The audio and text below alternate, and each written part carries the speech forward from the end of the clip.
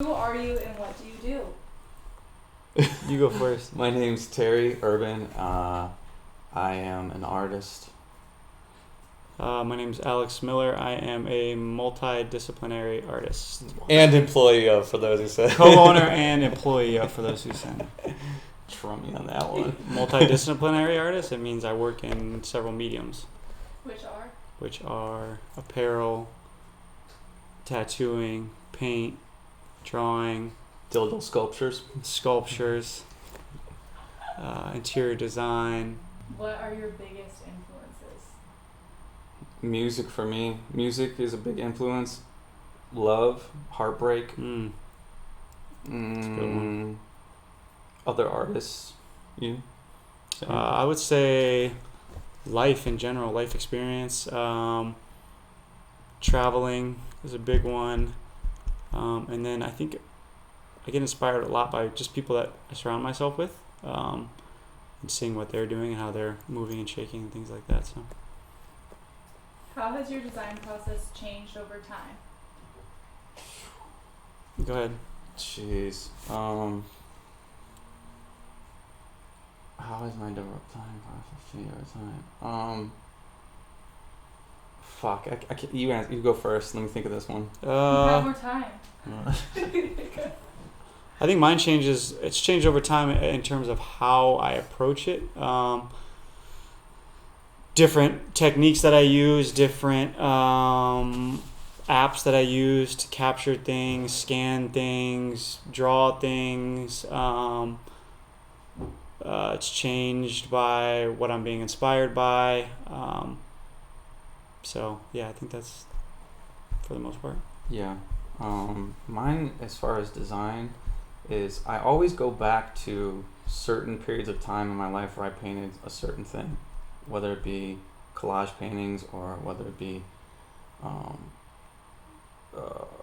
acrylics or abstracts and stuff like that. So I always go back to it, but every time I go back to it, it's better than the first time I did it.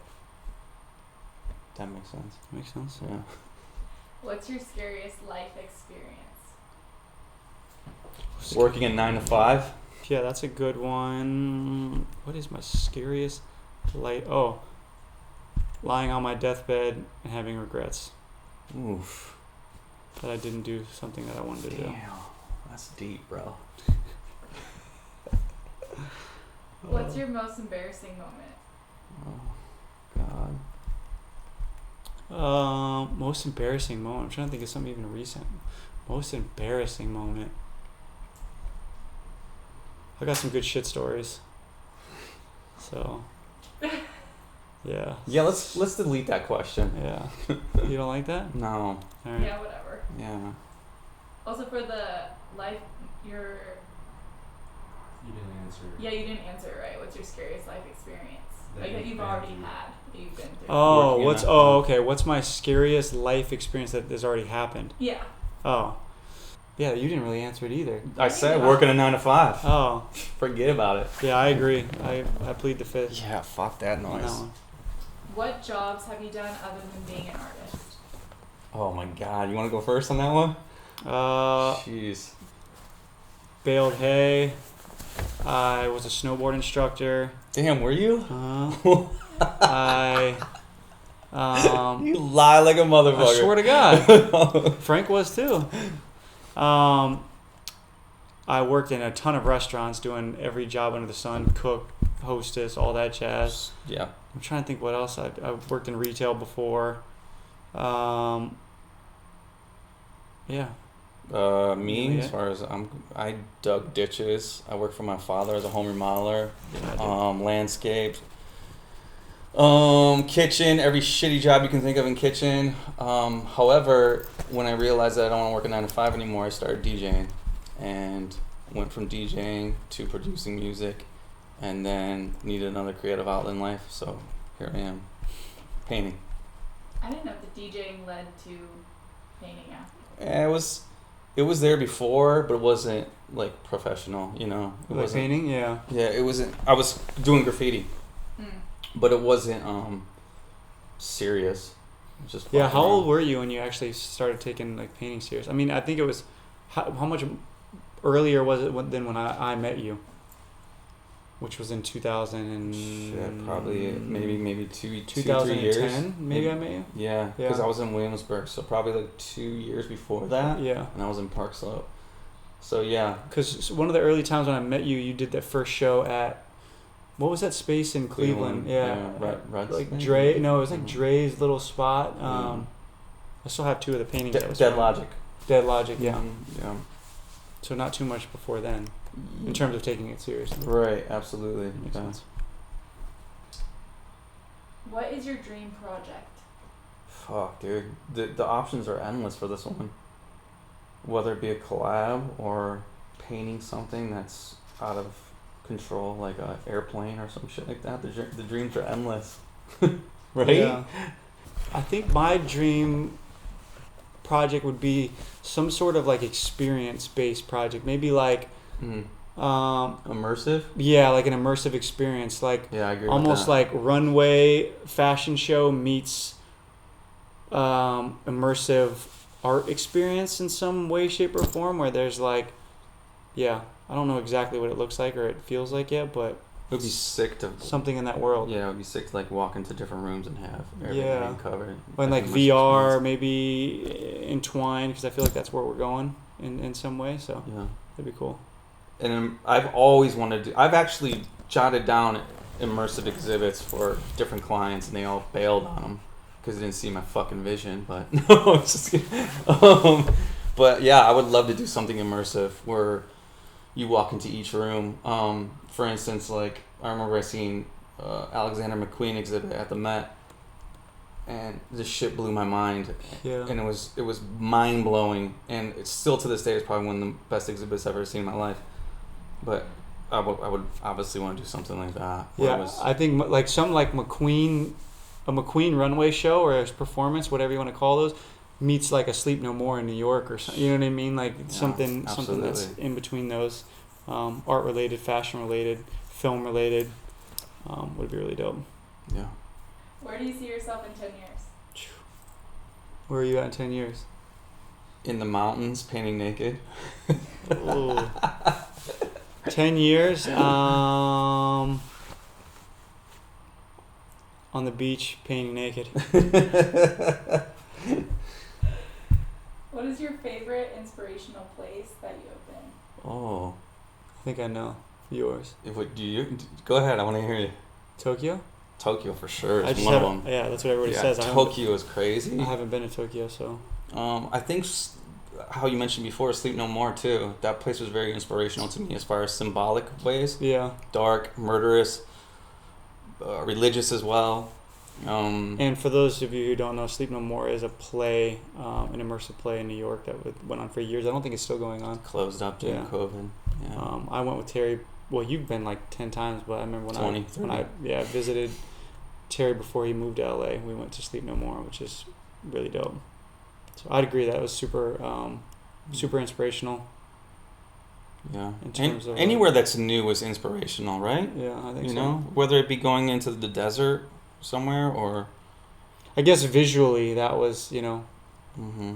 super inspirational. And then I mean, for me, just I think everywhere new in terms of like traveling to new places is always super inspirational. Seeing different things, interacting with people of different cultures and languages, Sure. and seeing how people, Not to mention walking into an art museum too. the music and the art that comes from different places, like Yeah. that's always inspirational. So You're stranded on an island. You get to take one item with you. What one item would you bring? Oh shit. stranded on an island, I get to bring one item. What item would I bring? I'm trying to think of this in terms of like Survival. survival or Yeah. like something that I really want. My girlfriend. Oh, Good answer. good answer. He's like, cut that out. Now really answer. I mean, yeah, a woman would be, Would be ideal. ideal. Yeah. Or a, Fucking paintbrush for me, I guess. what are you gonna paint on? I know. Rocks? Rocks. With what ink? Oh, mud. Like, he'll make it clay. Ooh, Yeah. get creative with it. Yeah. Paintbrush. I mean, I feel at that point you can make a paintbrush. Yeah. If you're going that far. Paint with trees. Yeah, that's my answer. Favorite piece from the Never Say Die 4 collection? Oh, that's a good question. From the new collection? Ooh, easily the workwear jackets we did with Chill Bill is my favorite piece. Yeah, I would have to agree with that. Very good piece. Second piece would Yeah. be montage of heck crew neck, Yeah, that's pretty good too. and then I love the sweats that I'm wearing Sweatpants, now. Yeah, the shorts are good. There's I love them all, to be honest. If you had to pick one though, it'd probably Yeah. be the workwear jacket. Oh yeah, the jacket for sure. Yeah. Well, we did 12 jackets with both of us and Chill Bill, who is a friend of ours who does chain stitching on jackets, apparel, all kinds of stuff like that. Process of chain stitching, best way to describe it is an embroidery technique that's done by hand. It's an art form, to say the least, and he crushes it. So we were super stoked to get to work with him on this project, and then already have some other things in the works with him. So yeah, Will there be a Never Say Die 5 collection? absolutely. I mean, I think we're on track. I mean, we've done one every year for the past 4 years, so it's kind of a thing that we've started doing annually that we want to continue doing, and It's crazy.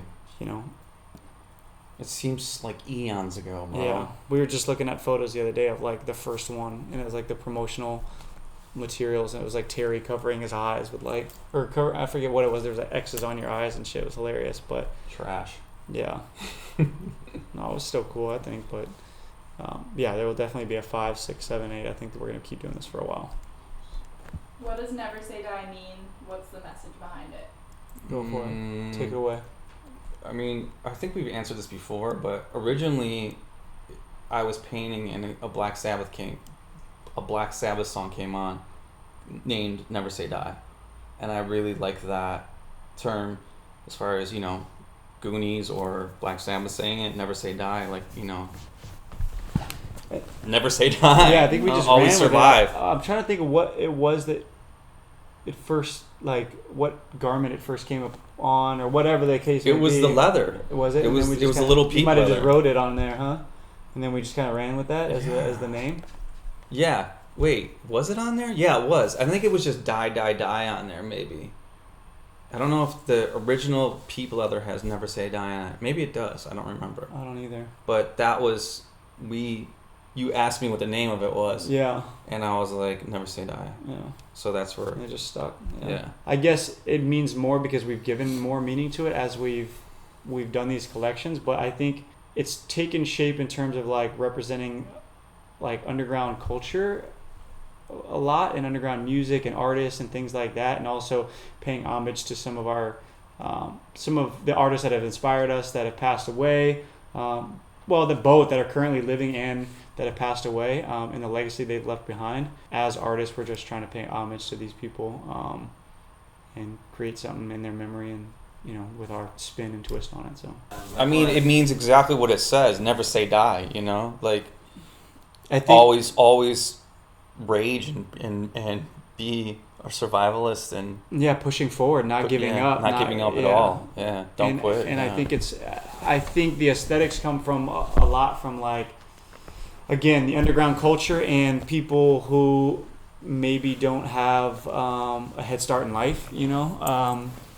That it's kind of like, yeah, it's motivation yeah, exactly, a motivational term. It's almost like in a dark manner. yeah, what do they call that when you have like when you wake up and there's more, you have your mantras or something like that? It's kind of like that. Yeah, affirmations, like words of affirmation, like never say die, like keep going, keep grinding, keep working. Mm-hmm. So Where did this all start?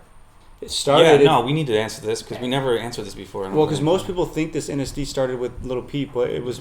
I mean, that was like the second collection. Like even later in the second collection, that No, dude, we were doing. You sent me a bunch of jackets from LA to Brooklyn. Yeah. Okay. And I was painting a bunch of jackets, just randomly painting shit. I don't even know what the hell I was painting. Most of them were skulls, but that one leather that you had shipped to me was a white leather, Yeah, I remember that. and that's where it all kind of began. Which that white leather went to oh shit, what's his name? Latino artist, dope ass dude Oh. with style.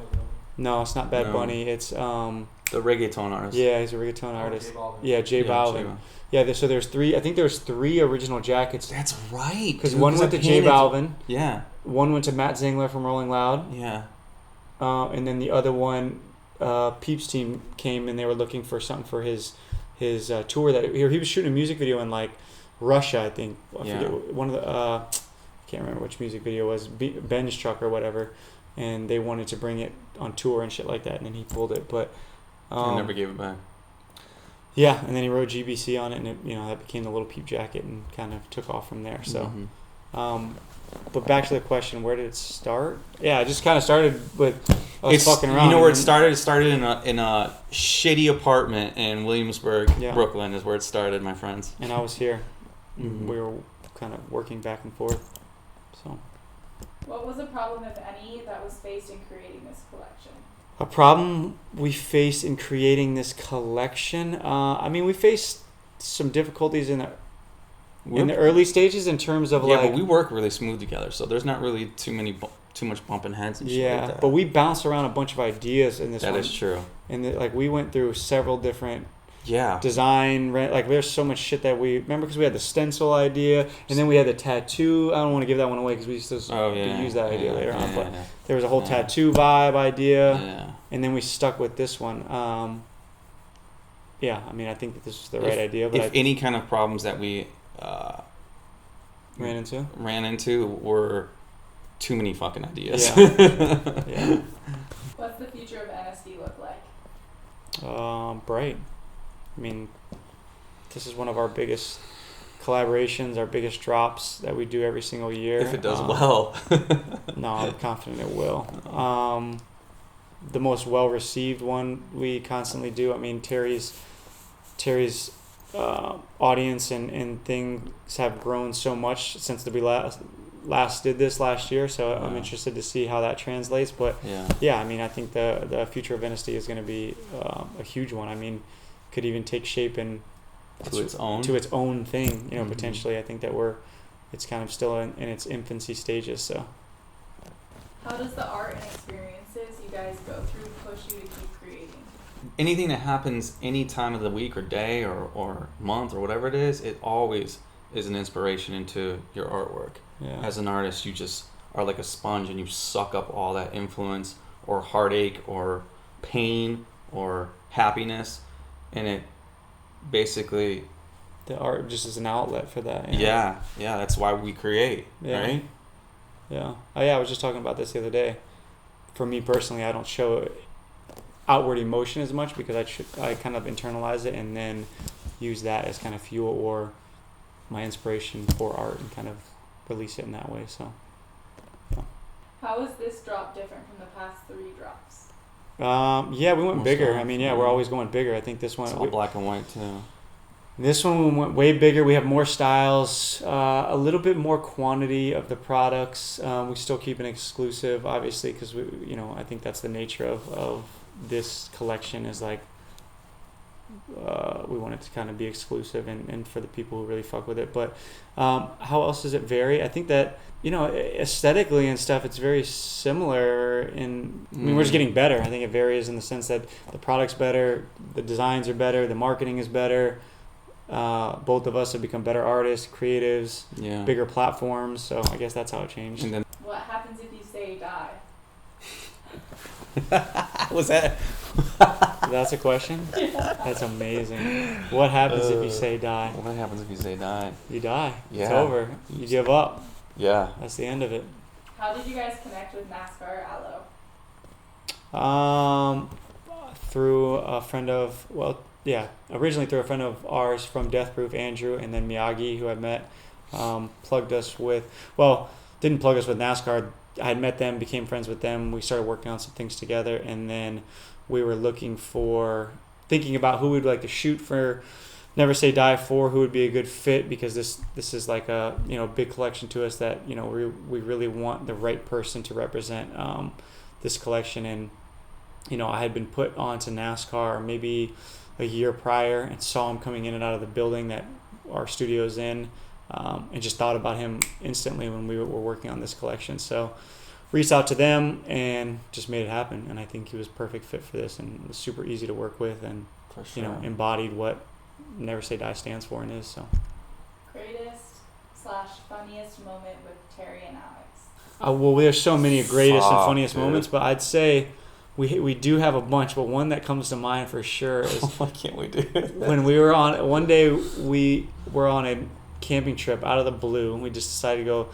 Well, he was coming down. He still lived in Brooklyn. Came down to LA, and we left to go on a camping trip. We ended up being gone for 9 days. I didn't plan on going at all. And then we're driving through somewhere in California, and him and I are both in our underwear. And We came out of Yosemite. Oh, okay. We came out of Yosemite, and we had jumped in the river. 'cause Oh, it was that's right. So that's hot right. out. Yeah, yeah. It was so hot out, and then we were frying. So we just left our boxers on, I think, and that was it. Yeah. And I was flying down the road In a doing, rental car. Yeah, doing 100 miles an hour on a 60, and a cop pulled us over. Yeah. Cop pulls us over, and we're both in our underwear, just getting pulled over, and he's just like, "What the fuck is going on?" But we ended up just getting a ticket, and then just kept it pushing. But it was just a funny ass moment. Like, this cop was probably like, "What the fuck are these two dudes doing?" Yeah. Because we were literally in the middle of nowhere. Just probably thought we were doing some fuck shit, but we weren't. So it was cool. Just taking a breather. Swear. What did you have in mind when you chose a model for this collection? I think to answer that kind of goes with the answer before. I think we were looking for somebody who really embodies, I think, underground culture. The underground music culture right now obviously correlates with punk and this punk aesthetic and the Never Say Die kind of darker tones and things like that. And NASCAR felt like, to us, was like the modern day type of Sid Vicious vibe. You know what I mean? Like, he's just got this wild, young, energetic vibe and feel to him. So, yeah, I think he was a perfect fit. Still do. I think he crushed it. So, Definitely. How did you two link up? How did me and Alex link up? We linked up through, we were dating sisters, and that's how we came across each other. We met at the gallery, or no? No, it was before that. I think we met at their house Oh yeah. originally. Yeah. So And you were living in Brooklyn. yeah, I was living in Brooklyn. You were still in Cleveland, right? Yeah. Yeah. And then you were bleaching T-shirts, Mm-hmm. and I told you how much I dug your shit, and then obviously, And then and you invited me to a show that you were doing in Cleveland. I right, came to the show, and then we just hit it off, and then started both of us collabing. stopped dating these girls, and then just started dating each other. That was it. Or black shorts dropping? Gotta wait and see. Good answer. Question for Alex. How did For Those Who Sin become a brand? How did it become a brand? There's layers to that question. I think it became a brand by actually putting in the groundwork and turning it into a business and taking it seriously and separating bank accounts and, setting up an LLC and getting employees and, that whole thing, because it went from being a hobby to, thing that Frank and I were doing on the side to dialing things in and turning it into, a legit business, which in what I think of as like a brand is, Yeah. it went from being a hobby on the side So making clothes for yourself. yeah, to, exactly, to turning a profit and making a business where, we can hire people and, do other things. So Will there ever be a restock from old Never Say Die collections? restock from old Never Say Die collections, probably not. I mean, there's requests for it all the time, but I think that's what makes them special. Absolutely. I would agree 100 with you on that It's one. the limited runs. It's a moment in time. It was an experience. It was a takeaway. You were either a part of what's going on at that time and you have the T-shirt from it, or you weren't. You know what I mean? So that's Good what answer. makes them so special. I think if we continue to restock and stuff, they wouldn't mean as much as they do. So Yeah. How long did it take you to think of the idea for this collection? Months? there's many ideas that Yeah, go right. into one thing, but I think we talked about it a little bit in terms of like but yeah, to kind of settle on maybe a theme or a look or an aesthetic for this one, it was several months. We went through so many different concepts. Tons. Like we spoke about earlier, from stencils, the tattoo type looking imagery and things like that, to where we ended up. So yeah, somewhere between a few months. Alex goes, "Do you like this?" I go, "No." And he goes, "Do you like this?" And I go, "It's okay." And then that's how we go. Right. Who is on the montage of Het Crewneck? Montage of Het Crewneck has Kurt Cobain, Lil Peep, and XXX are the three that made that one. Yeah, that's the three that are on that one. But different imagery of them. Yeah, different imagery of them. Besides Peep and Cobain, are there any other artists that inspired the Never Say Die collection? I mean, anybody, you know? Yeah, I think, a lot of people. I mean, a lot of artists, tons. it's just... Whether they're dead or alive. Yeah, dead or alive. I mean, just like we said, XXX. I mean, yeah, there's so many different artists in terms of like... you can see by the promo we're using too, as far as the songs selection and stuff like that too. Yeah, just like he said, it's a lot of artists that are alive, and then a lot of artists that have passed away that kind of inspire the collection. So, will we ever see clothes with NASCAR aloe on them? Clothes with NASCAR aloe on them from us. I mean, who knows? We might collab with NASCAR on some stuff in the future. I think the relationship's good enough that that's a potential collaboration. So, how many pieces of each piece are dropping? For this one, we did 150 of each piece, so it's still very limited. Is that the most we've ever done? Yeah. Damn. Yeah, what did we do in the last collection, the hoodies and stuff like that? We did 75? yeah. So we doubled this time. Damn. Make it a little bit, you know. How fast did it sell out? The last one? Yeah. Well, yeah. I mean, each item, but I think everything sold out within like a week or two. Shit. Any plans to collab with NASCAR and or Death Proof in the future? Without spilling any beans, yes. Yeah, Death Proof is a music label / skate team / magazine that NASCAR is actually signed to, who, you know, we've become good friends with the guys who run it over there. And we actually have the back cover. NSD is featured in the new, the 4th edition of the Death Proof magazine. So it's on the back cover and then an interview inside. So we'll be promoting that more this week. So. Oh yeah, so can we talk about that? Yeah, we didn't talk about that. So the art piece behind us is one that Terry did that we are going to be auctioning off. Was I auctioning? No, we're giving it away. Yeah, giveaway. Sorry, not auctioning. Giving away. There'll be more details on how to enter through social, on our social platform. We'll be giving the original away, and then prints will be available as well. So we're doing 75 prints, and then 25 prints that are embellished. Embellished meaning Terry and myself have added details on top of them by hand over top of the print. So 25 embellished, 75 original prints, and then this will be given away to a lucky winner. Painting pieces, especially these ones that are collage, are always a difficult time because it's composition that you have to be worried about. And I think I have ADHD, so I'm always painting shit and painting over it and then painting more stuff and painting over it until I finally get a product that I actually like. And I hate this anyways, but you know, still. He hates all his pieces after he finishes them, like any true artist. But it's tough. No, I'm trying to think what. Is Terry dropping merch soon? Ooh, you better believe that shit. Yeah, we got some Uncle Terry merch in the works. So. Ooh, come on now. Ooh. All right, this is a wrap. No more of this. All right, we're done.